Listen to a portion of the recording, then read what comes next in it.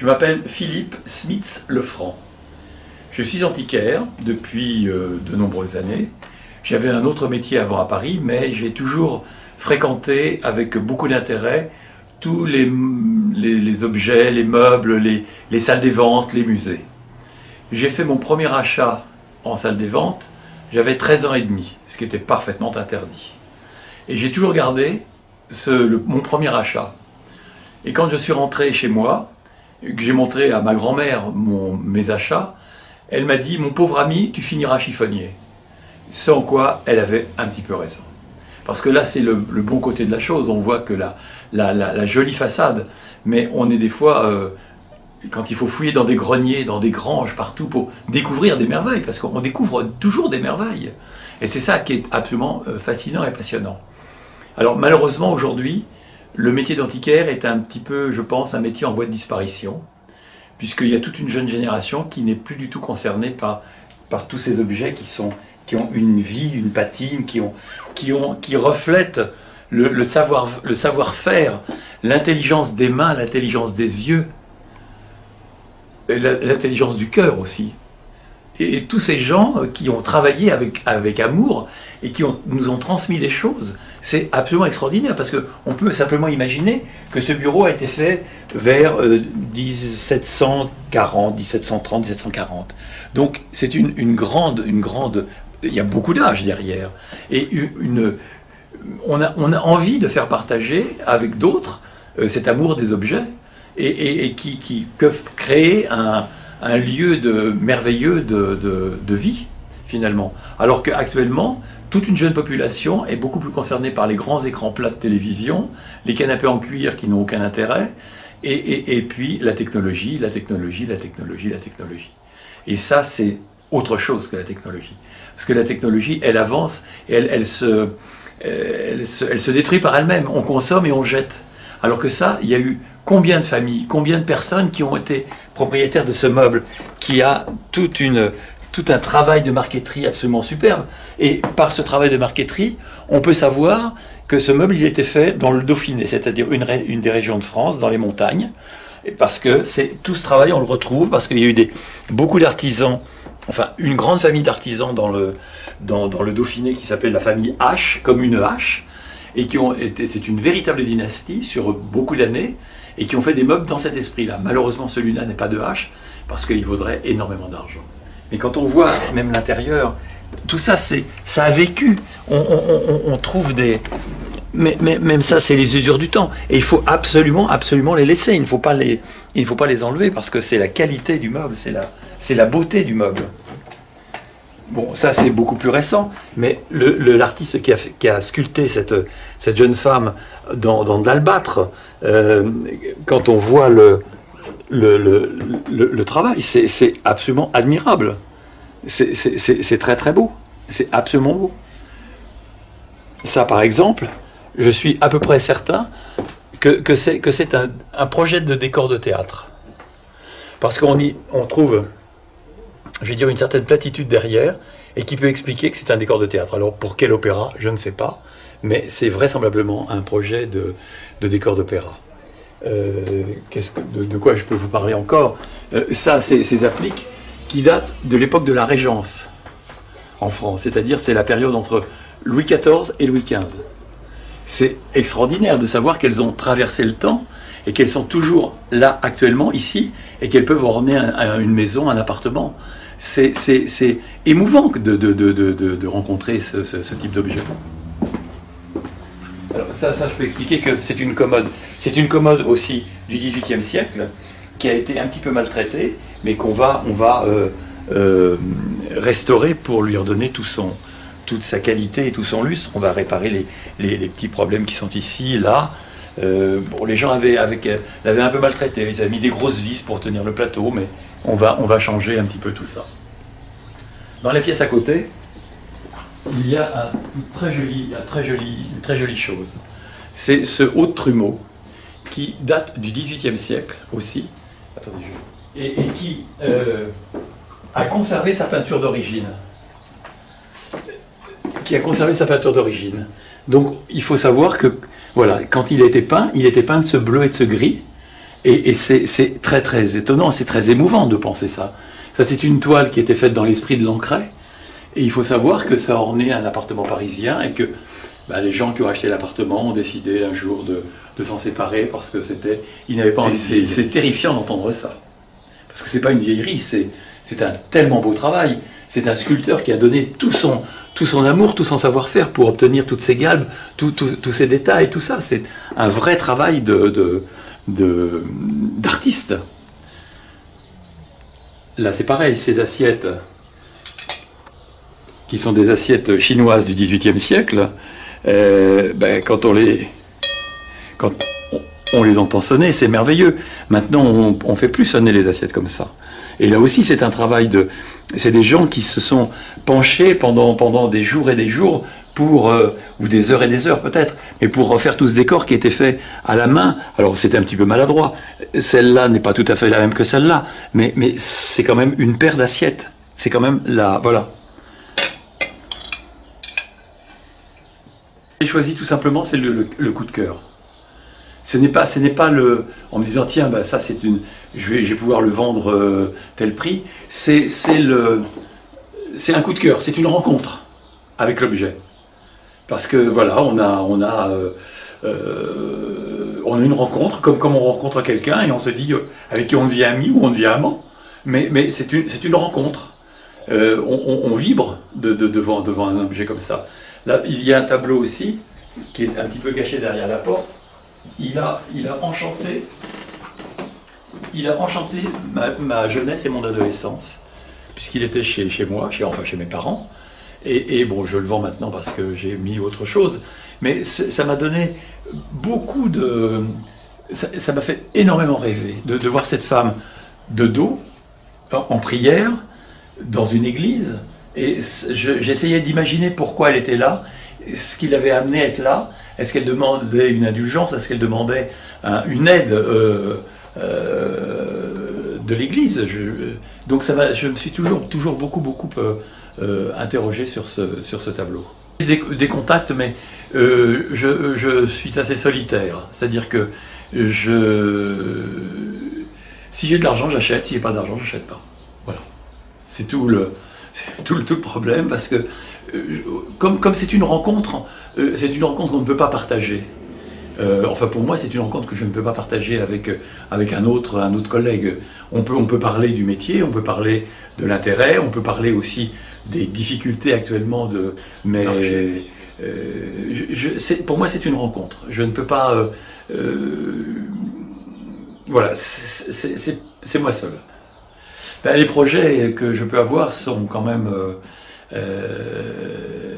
je m'interroge sur le bien fondé de continuer, parce que je suis entouré de belles choses, mais qui ne sont pas partagées. Donc c'est un petit peu dommage. Et puis malheureusement, il y a vulgairement parlant, il y a des charges, il y a des frais, il y a beaucoup de choses qui m'inquiètent. Absolument. Nous sommes aussi tapissiers. Enfin, c'est pas moi qui suis tapissier, j'ai un employé qui travaille bien. Et c'est un monsieur qui a 60 ans et qui connaît son métier. Il a commencé son métier de tapissier à 16 ans. Il a commencé à apprendre à 16 ans et il a maintenant 60 ans. Donc c'est un monsieur qui possède bien la maîtrise et la technique de la tapisserie, de l'art de refaire les sièges, l'art de faire de la tenture murale avec sans qu'on ne voit, on voit rien, si vous voulez. Donc, et ça, c'est aussi... et là encore, ça devient très compliqué parce que les gens... C'est un vrai métier. Je vois beaucoup de dames, pardon mesdames, mais qui viennent me voir en me disant je prends des cours, j'ai pris 8 jours de cours chez un tapissier et je recouvre moi-même mes sièges. Non, c'est pas vrai. On met un morceau de tissu, mais ça s'appelle pas faire de la tapisserie, parce que la tapisserie c'est un vrai métier. Et mon employé dit toujours chaque siège est un cas particulier. Chaque siège demande une réflexion et de la tête et des mains. Donc voilà, donc c'est encore aussi un beau métier. Mais il est vrai que si on met, je vais dire, 8 jours ou 10 jours à faire un siège, ça a un certain coût, malheureusement. Et que les gens, alors ne comprennent pas forcément qu'il faille attendre pour avoir le siège refait, et que deux, que ça représente de l'argent. Malheureusement, c'est ça, tout est lié tout est lié à l'argent. Les gens ont d'autres envies. Toujours le côté, les vacances, les voyages, bon, c'est très bien, c'est parfait d'aller découvrir un petit peu le monde. Mais il y a le quotidien qui a aussi beaucoup d'importance, parce qu'une fois qu'on est rentré 8 jours de vacances, on a des images dans la tête, mais on se retrouve dans un lieu qui n'a aucun intérêt, enfin qui, à mon avis, n'a aucun intérêt. On n'est pas forcément bien chez soi, on n'est pas forcément bien pour recevoir ses amis, et ça, pour moi, c'est important. C'est primordial. Oui, ces sièges-là, par exemple, qui n'ont pas été recouverts par le tapissier, datent de l'époque de la Régence, encore. Donc, je les ai trouvés dans une maison où ils avaient été peints, mais il y a un certain nombre d'années, parce que les sièges étaient différents. Et ça permettait de faire une unité. Il m'en reste 2, j'en avais 6, j'en ai déjà vendu 4. Mais ils sont un peu différents, mais finalement, le fait d'avoir la même couleur, la même patine, ça leur donne une fraternité. Oui, dans les objets favoris, c'est le bureau dont je vous ai parlé tout à l'heure, qui est absolument magnifique. Ce haut trumeau qui est très beau. Qu'est-ce qu'il y a d'autre dans un objet favori? Ces sièges qui sont là. Ces 2 sièges qui ont la chance d'avoir une très bonne estampille d'un grand ébéniste français qui s'appelle Jacob. On peut enlever peut-être... Monsieur Jacob, c'était un ébéniste qui a travaillé vers la fin du XVIIIe siècle jusqu'au milieu du XIXe siècle. Mais si vous voulez, bon, je vous montre des choses, mais tous les objets, puisque c'est une rencontre, donc je les aime tous finalement. Avec plus ou moins comme lorsqu'on rencontre quelqu'un, on l'aime un peu plus, un petit peu plus longtemps, mais tous ces objets, pour moi, c'est une rencontre. Alors, il faut, si vous voulez, moi, je repars de ce que j'ai vécu. Ma famille avait une maison dans ce village de Main-sur-Loire, et je venais en vacances, mais l'hiver, nous étions à Paris, et mon père nous emmenait tous les dimanches dans les musées, se promener dans Paris pour découvrir des immeubles, des rues, des monuments, dans les marchés aux puces. Alors les marchés aux puces de Montreuil, qui étaient vraiment c'était rien, on n'y trouvait quasiment rien, si vous voulez. Enfin, on pouvait y trouver des choses, mais les gens vendaient sur un journal, si vous voulez. Et puis les puces de Saint-Ouen, qui étaient un petit peu plus sophistiquées. J'allais à Drouot, à la salle des ventes à Paris, la salle de Drouot. Et j'ai toujours fait ça, toujours avec beaucoup d'intérêt. Et quand je travaillais à Paris dans une autre profession, j'allais tous les jours, enfin, dès que je pouvais, je passais entre midi et 2 heures, pendant mon heure de déjeuner, j'allais à Drouot pour voir ce qui se passait dans Drouot, dans les salles, pour être confronté aux objets, pour les regarder, pour les toucher. Et là encore, une chose aussi que je ne comprends pas bien, c'est les gens qui achètent sur Internet. Comment est-ce qu'on peut acheter un objet sur Internet?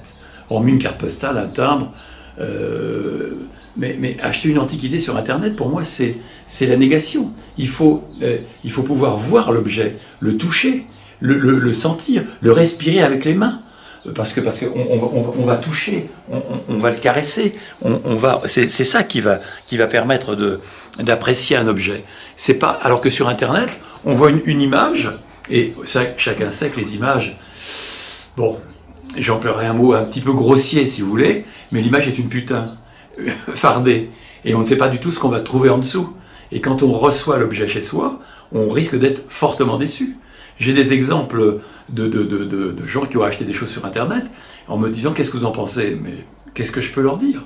Leur dire bah, « Si ça vous plaît, tant mieux.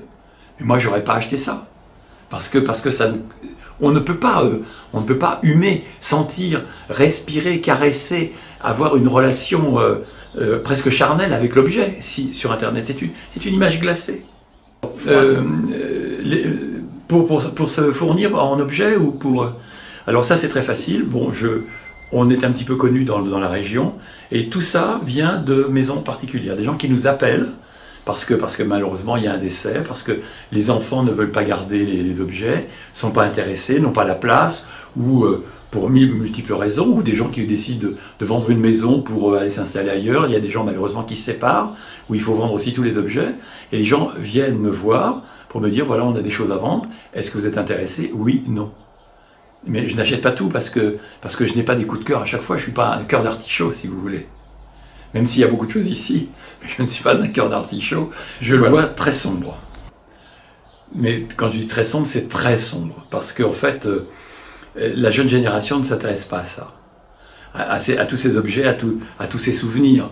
Les enfants qui ont vécu, là, combien de fois je vois de parents ou des gens de mon âge, bon, je suis quasiment un vieillard, me dire, ben, nos enfants, nos petits-enfants, on prenne une chose dans la maison, mais le reste, ils n'en veulent pas. Parce que soit ils ont vécu dedans, et je ne vois pas du tout en quoi c'est gênant de se réapproprier un objet qui vient de chez les parents ou de chez les grands-parents.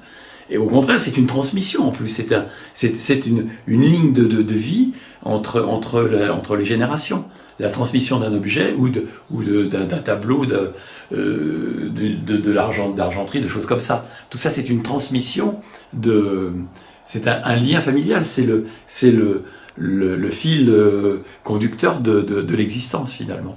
Et malheureusement, les gens maintenant ne sont plus du tout, comme je vous ai dit tout à l'heure, les gens sont intéressés par la technologie, par les voyages, beaucoup de voyages, où je crois même qu'ils font des photos, mais ils ne regardent pas, ils ne voient pas. Moi, quand je pars en voyage, je fais rarement de photos, parce que je regarde pour m'imprégner de ce que je vois. Et là, c'est un troisième œil qui, tac, tac, tac, tac, tac, tac, tac, tac, tac, fait des milliers de photos, et après, qu'est-ce que ça devient? Rien. Surtout sur les appareils numériques, où on les efface avec une facilité absolument déconcertante, parce qu'on n'a plus de place dans la mémoire, et c'est terrible, parce que je ne suis pas certain qu'ils aient enregistré dans leur tête, ou dans leur mémoire, ce qu'ils ont vu, ou ce qu'ils ont même pu éprouver. Hélas, non. Je pense que quand on arrêtera, enfin j'ai un associé qui n'est pas là aujourd'hui, mais quand on arrêtera, ben, la solution, ça sera de faire appel à un commissaire-priseur qui viendra tout vendre sur place. Et puis après, adieu. Merci. Je vous en prie.